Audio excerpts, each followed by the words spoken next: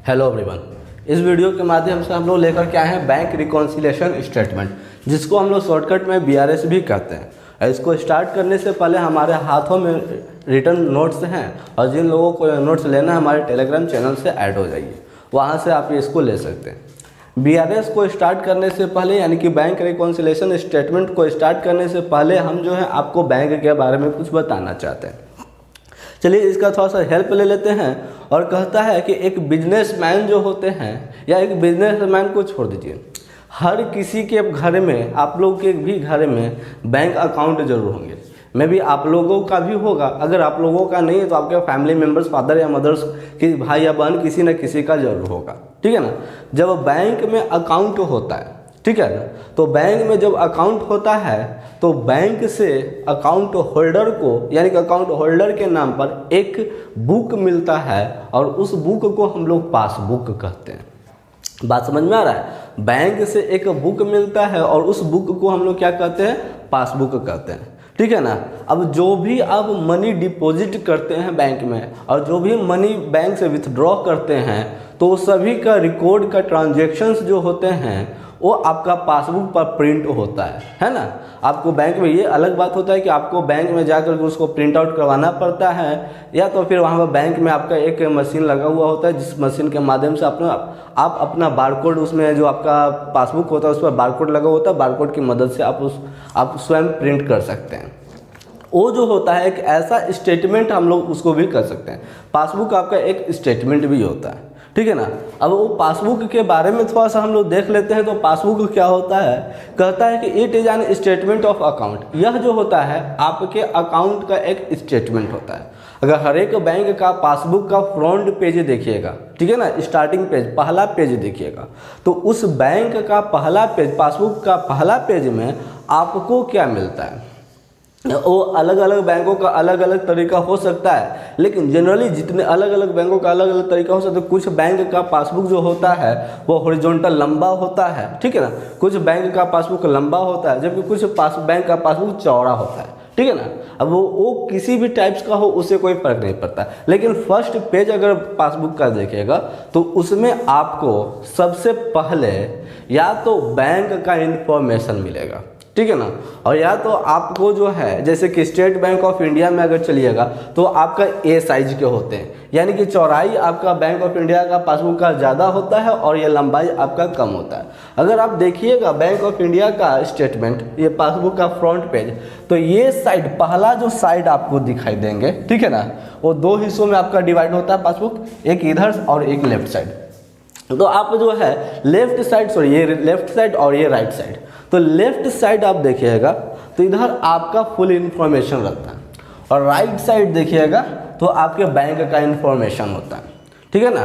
Right side आपके bank का information होता है, इधर आपका इंफॉर्मेशन। जैसे कि आपका इंफॉर्मेशन बोलने का मतलब मे बी अदर बैंक में अदर हो सकते हैं। आपका इंफॉर्मेशन बोलने का मतलब आपका नाम, वो तो हर एक बैंक में होंगे, ठीक है ना। आपका अकाउंट नंबर, अब स्टेट बैंक ऑफ इंडिया की चूँकि बात कर रहे हैं तो वहाँ पर आपका स्टेट बैंक ऑफ इंडिया में CIF नंबर है ना, CIF नंबर, अकाउंट नंबर, ये सब जो होते हैं आपका बेसिक इन्फॉर्मेशन होते हैं, ठीक है। फिर आपका कुछ बैंक में आपका एड्रेस भी दिया हुआ होता है, माइनर है कि मेजर है, यानी कि 18 अबोव है या 18 बिलो है। अगर 18 बिलो है तो माइनर होता है, ठीक है। और इधर आपका बैंक का स्टेटमेंट होता है, बैंक का रिकॉर्ड होता है, बैंक का ब्रांच कोड, बैंक का MICR कोड, IFC कोड है कि नहीं है। और उसके बाद फिर बैंक का जो मैनेजर होते हैं उनका साइन, वहाँ पर मोहर भी होता है।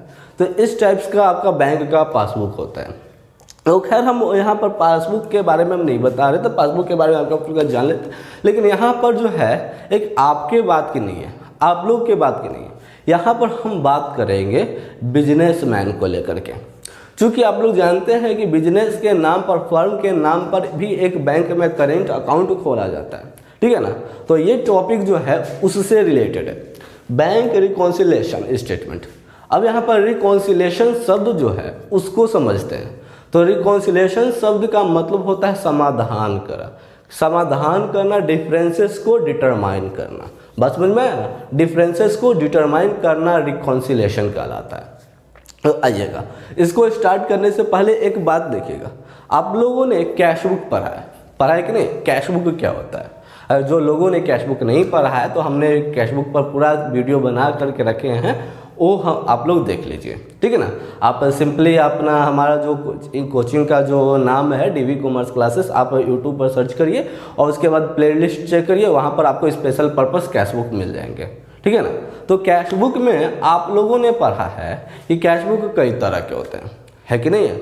और कैश बुक जो होता है उसमें लगभग अगर 2 कॉलम कैश बुक की बात किया जाए तो आई थिंक कि आप लोगों के पास 2 कॉलम कैश बुक लगभग ये साइज का होता है कि नहीं।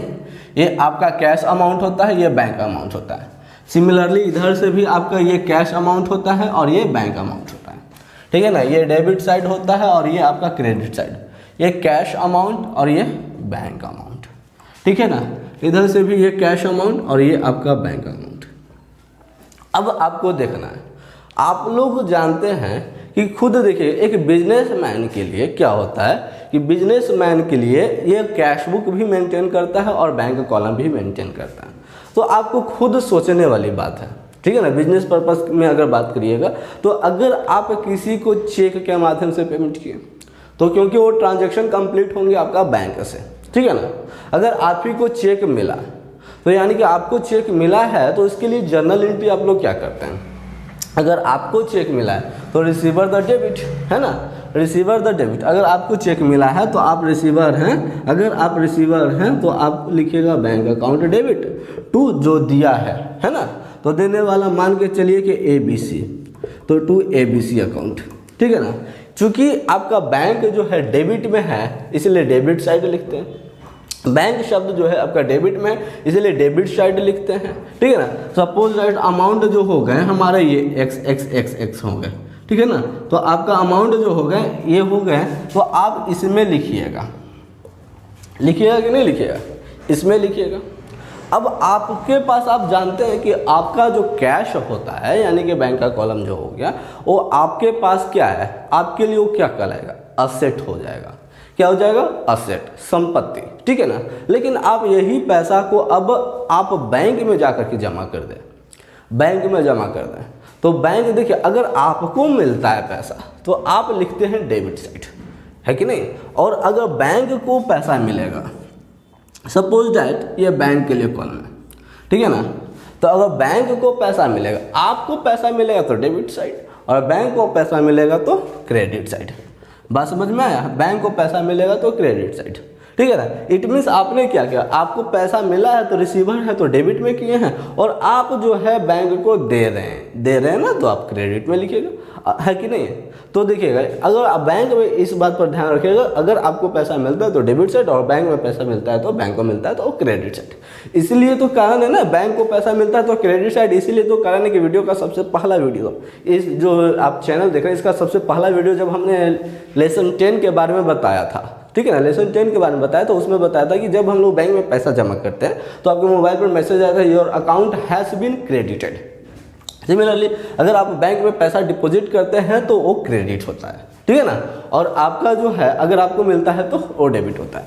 तो अब बताइए सपोज डैट आपका जो है अगर 50,000 आपको रिसीव हुआ था, ठीक है ना, आपका डेबिट बैलेंस, बैंक का डेबिट बैलेंस में 50,000 शो कर रहा है। तो सिमिलरली बैंक में आपका जो पासबुक होंगे, ठीक है ना, बैंक में जो आपका पासबुक होगा उसमें क्रेडिट साइड भी आपका 50,000 होना चाहिए, होना चाहिए कि नहीं होना चाहिए, हो जाएंगे। अब मान के चलिए कि आपने किसी को निकाला, 50,000 में से निकाला या किसी को दिया है, ठीक है ना, निकाला है, तो आपका मान के चलिए कि 10,000 रुपया आपने जो है विथड्रॉ किया, ठीक है ना। तो जाहिर सी बात है कि आप बैंक से भी 10,000 रुपया विथड्रॉ करेंगे तो हमारा इधर हो जाएगा। इसलिए तो हम बोलते हैं कि दुनिया उल्टी है कि नहीं। अगर हम निकालते हैं तो इसमें क्रेडिट साइड लिखते हैं तो यहाँ पर हमारा बैंक क्या हो जाएगा, डेबिट साइड हो जाएंगे, ठीक है ना। अब खुद बताइए, अब बैलेंसिंग हम लोग करते थे तो 50,000 में से 10,000 कट गया यानी कि 40,000 बैलेंसिंग, ठीक है ना, 40,000 बैलेंसिंग होंगे। तो सिमिलरली अगर इसके अकॉर्डिंग चला जाए तो 50,000 इधर से भी आपका 10,000 लेस हो जाएगा तो 40,000 बैलेंसिंग फिगर हो जाएंगे, है कि नहीं। अगर आपका ये साइड और ये साइड दोनों साइड इक्वल हो जाते हैं तो आप कह सकते हैं कि आपका अकाउंट सही है। मे भी कुछ कारण ऐसे हो सकते हैं ठीक है ना, कुछ कारण ऐसे हो सकते हैं जिसकी वजह से आपका ये दोनों साइड मैच नहीं करे। ये आपका क्या है, कैश बुक, ठीक है ना, ये कैश बुक है और ये आपका जो है बैंक का पासबुक है, ये आपका बैंक का पासबुक है, ठीक है ना। तो ऐसे स्थिति में देखिएगा, अगर आपका कैश बुक बैंक पासबुक से नहीं मैच करता तो जाहिर सी बात है, या तो खुद सोचने वाली बात है, अगर जब मैच नहीं करता या तो आपने कुछ गलती किया हो, है ना, या तो फिर बैंक ने गलती किया हो, ये भी हो सकता है, या तो आपने गलती किया या तो बैंक ने गलती किया। लेकिन बैंक को गलती हुआ है, बैंक से गलती हुआ है, आप डायरेक्ट नहीं उसके पास जाइए, ठीक है ना, क्योंकि कहावत है कि अगर आप अपना होमवर्क कंप्लीट करके नहीं जाते हैं और दूसरे के ऊपर उंगली उठाते हैं तो कहीं ना कहीं इसके रिस्पॉन्सिबिलिटी आप होते हैं। तो इसीलिए आप जो है ना बैंक के पास जा करके डायरेक्ट क्लेम नहीं करेंगे, आप पहले अपना स्टेटमेंट चेक करिएगा, ठीक है ना। अगर आप अपना स्टेटमेंट चेक करते हैं, अगर आपका स्टेटमेंट सबसे सही है और बैंक का स्टेटमेंट गलती है तो जाकर के बैंक में क्लेम कर सकते हैं। लेकिन अगर आपका ही स्टेटमेंट गलती है तो वैसी स्थिति में तो आप बेटर होगा कि आप अपने अकाउंटेंट को बोलिए, वो सुधार देगा, है कि नहीं। तो या फिर आप जो है ये भी बात थोड़ी होता है कि आपका हर एक काम अकाउंटेंट करेगा, कुछ अपना भी नॉलेज होना चाहिए, क्योंकि कॉमर्स ऐसा सब्जेक्ट होता है जिसमें आप जो भी चीज़ पढ़ रहे हैं वो सबको प्रैक्टिकली डील कर सकते हैं। तो इसलिए आपको बेटर होगा कि आप खुद से कर लें। तो अगर आपके पास समय नहीं है तो अकाउंटेंट से करवा दें। तो ऐसी स्थिति में जो एरर हुए हैं, जो आपका तो जान रहे हैं कि कैश बुक और पासबुक दोनों मैच करना चाहिए, तो अगर कैश बुक और पासबुक दोनों मैच नहीं करता है तो उसी के बीच का कहाँ कारण है, क्या कारण है जिसकी वजह से पासबुक या कैश बुक मैच नहीं कर रहा है, वो कारण को, कॉसेस को पता लगाना जो होता है वह आपका कहलाता है बैंक रिकॉन्सिलिएशन स्टेटमेंट, ठीक है ना। वो कॉसेस को, कारण को पता लगाना जो होता है क्या कहलाता है, बैंक रिकॉन्सिलिएशन स्टेटमेंट। तो अब देखते हैं, इसके बाद हम लोग नोट्स का हेल्प ले लेते हैं। तो कहता है कि a businessman open an account with bank by depositing some money and receives a passbook. हर एक बिजनेसमैन बैंक में कुछ पैसे जमा करके अकाउंट खोलता है और उसको बदले में एक पासबुक मिलता है, ठीक है। और पासबुक के बारे में तो आप लोग जानते ही, अभी हमने बताया भी था कि इट इज एन स्टेटमेंट। यह जो होता है एक स्टेटमेंट होता है जो कि प्रोवाइडेड बाय बैंक, जो कौन देता है, बैंक देता है, ठीक है ना। इट्स अकाउंट, यह जो होता है अपने अकाउंट होल्डर को देता है, एक तरह से ये कहिए तो स्मॉल बुक होता है, ठीक है ना।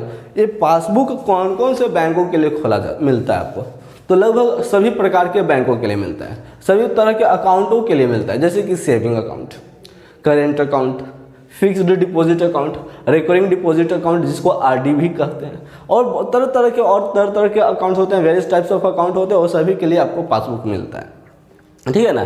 एक पासबुक के अंदर अगर देखिएगा तो name and address of account holder होते हैं, अकाउंट होल्डर के नेम और उनके एड्रेस होते हैं, जैसे हमने भी बताया भी था, है कि नहीं। और it also contains name and addresses of branch, branch का नेम और ब्रांच का एड्रेस भी कंटेन करता है। It also contains IFSC code, यानी कि IFSC कोड जो होता है वो भी ये कंटेन करता है। हर एक ब्रांच का एक अपना यूनिक IFSC कोड होते हैं, वो कंटेन करते हैं आपके पासबुक में, ठीक है ना। ये तो हो गया आपका पासबुक के बारे में। अब देखते हैं BRS यानी कि बैंक रिकॉन्सिलिएशन स्टेटमेंट क्या होता है।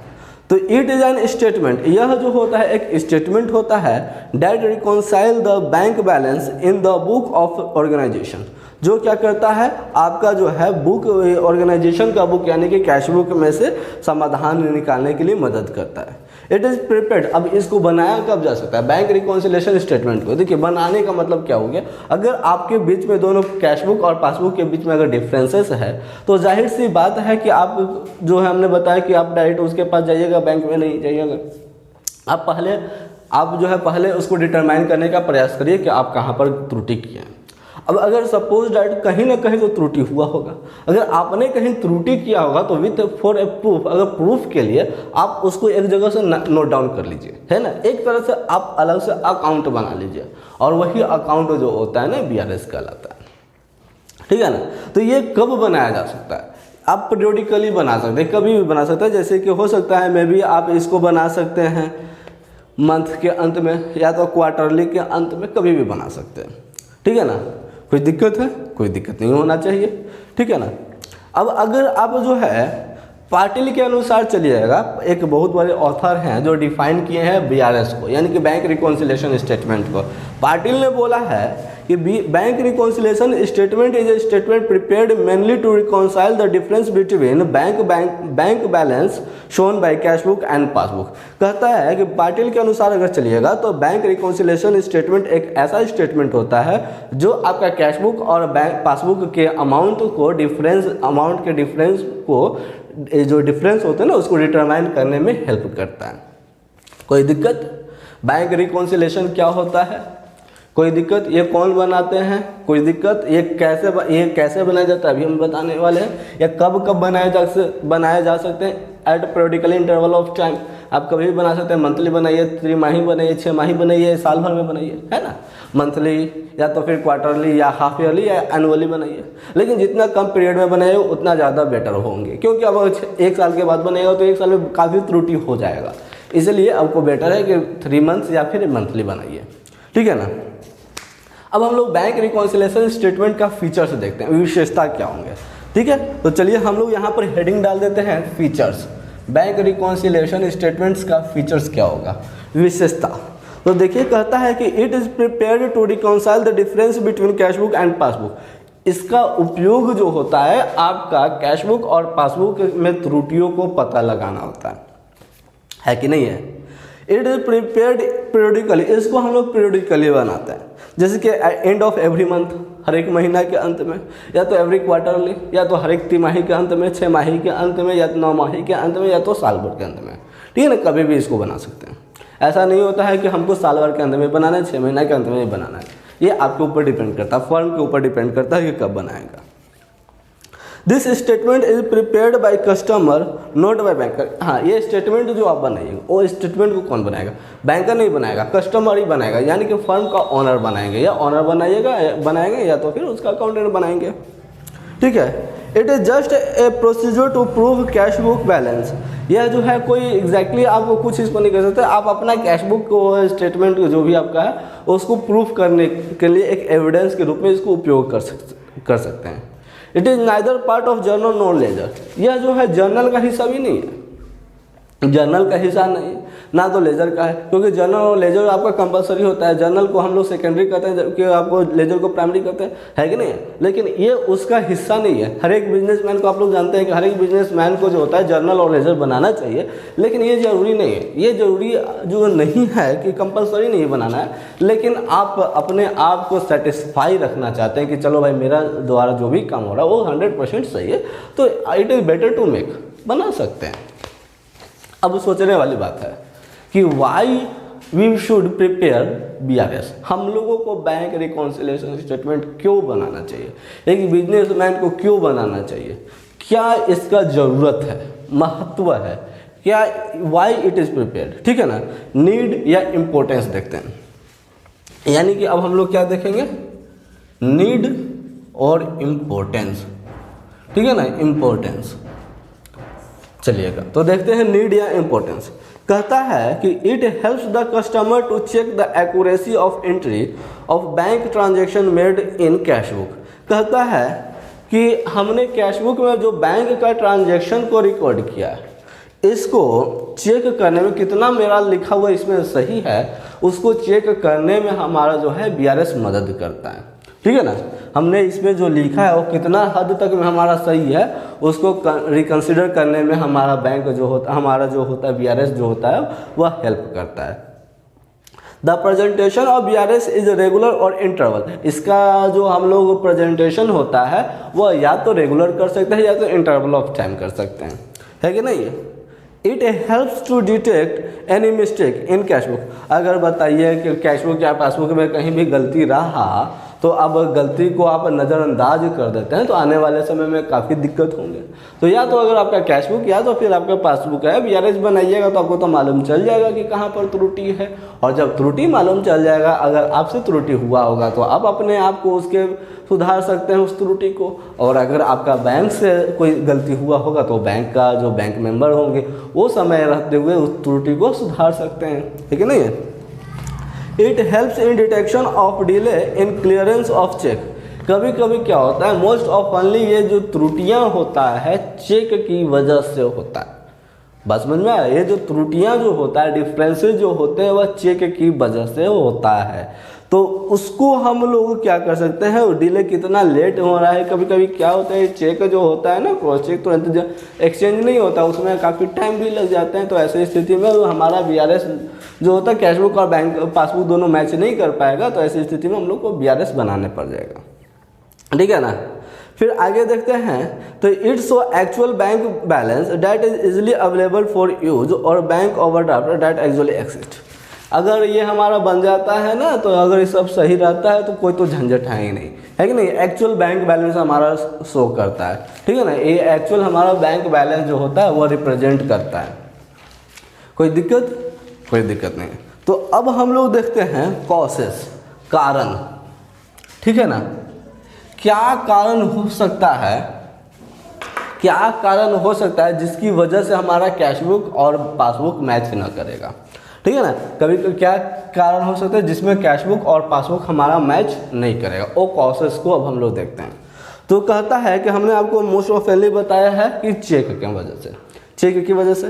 तो देखिएगा पॉइंट नंबर 1 में अगर, तो कहता है cheque deposited but not presented for payment. Cheque को हमने इशू कर